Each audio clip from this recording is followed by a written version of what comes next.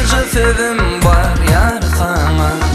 Can, can, Leyli can. Sicüce sevlendi bana. Can, can, Leyli can.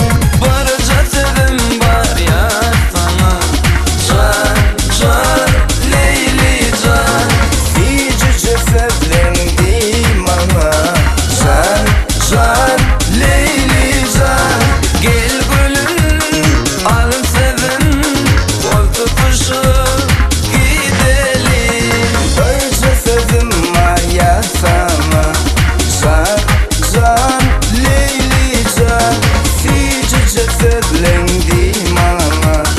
Can, can, Leyli can.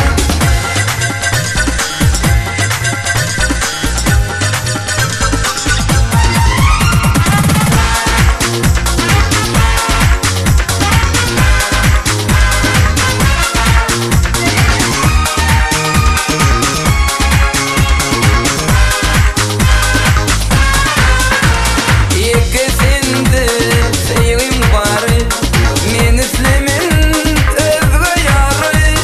Al canım gözüm nuru. Sensin kalbimın ovazı.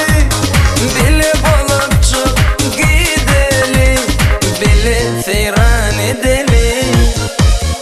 Barca sözüm var ya sana. Can, can, Leyli can.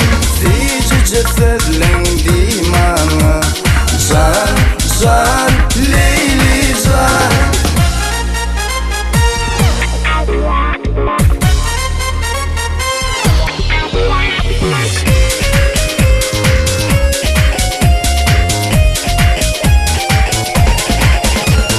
Hünerlice fengilerim, misri ballı alevlerim. Sayın yol içinde güllerim, ayça yerin diyen sözlerim. Düşümsin, kuşumsin. İki sırdaşım sen, barca sevim var sana. Can, can, Leyli can. Sicüce sevlendi bana. Can, can, Leyli can. Barca sevim var.